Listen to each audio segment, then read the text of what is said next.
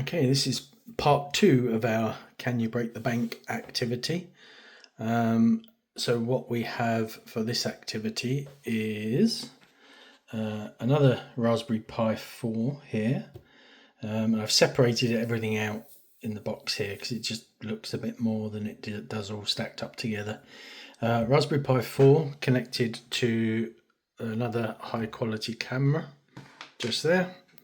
Another RFID hat, but this time it's connected via wires rather than stacked on top of the Raspberry Pi 4. And then this is a relay control board. This controls 3 relay circuits up here. We only use one in this project, which controls an external flashing orange beacon that goes off when they get access denied. And then going around the inside of the box here, as you can see, we've got 56 individually addressable LEDs, and I've written a little script that does this kind of attract mode while it's waiting for somebody to use it. And then if they get access denied, it all goes red. If they get access granted, it all goes green. So I can't remember if I mentioned already, so I haven't developed a GUI for this piece yet, which I hope to do before we get to the Science Museum this year. I've used the code from the other one.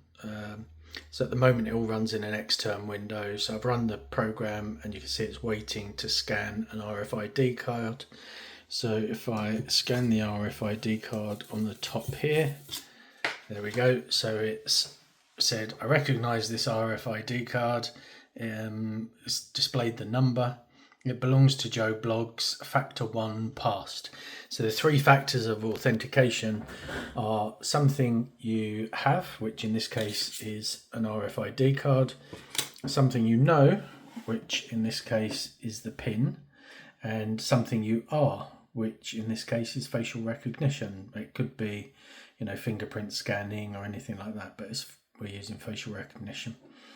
So the way that it's a very helpful security system in that it gives you some chances to get the PIN number right. You get 5 chances, and you should be able to guess any 4-digit number using this system within 5. And this sort of sees how they work as a team to try and crack the code, or if indeed they just try random numbers. It's just sort of sees where the way their thinking goes. So what I'll do, I'll get it wrong here. So I'll do 5, 4, 3, 2. And when I hit enter, I'll click submit rather. It gives you some feedback. So it says 5 is grey, 4 and 2 are amber, and 3 is green. So what that's telling me is that 5 doesn't appear in this 4-digit PIN. 4 and 2 do, but they're in the wrong place, and 3 does, and it's in the right place. And then I could go 1, let's say I do 1, 4, 3, 2. So now I've got 2 digits in the right place, and 2 so now obviously I can guess I should know what the 4-digit PIN is based on the feedback that it's given me. So if I do 1, 2, 3, 4, and then click submit, it says you've entered the correct number, 1, 2, 3, 4. It took you 3 attempts.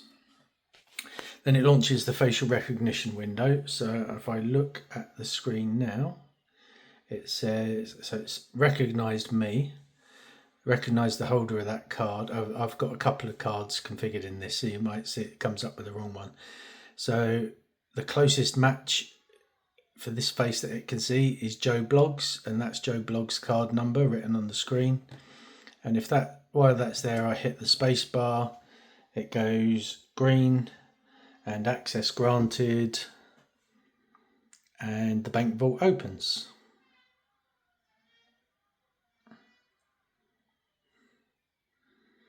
There we go. So then we'll reset it. There we go. So it's ready to scan the RFID card again, and we've got this displaying around here. I'll scan the card again. So it's recognised it. Belongs to Joe Bloggs. What I'll do is I will put in 1, 2, 3, 4. So we'll get that right straight away. Then we'll see if I can get it to not recognise me or to recognise me as somebody that I'm not. There we go. So Tommy, oh no, it's passed again. Right, I'm going to escape that and we'll try it again. So what I'm going to do, actually, I'll cover the camera so that it can't recognise me. Scan the card. We'll get the number right. 1, 2, 3, 4. We'll just get a blank screen now for it's a black screen because I've covered the camera lens so it can't recognise anybody. Hit the space bar, we get the box goes red, access denied, and it would also be setting off the beacon and everything at this stage. Alright, so that is what we call Can You Break the Bank, and it's the activity that we use at the Science Museum.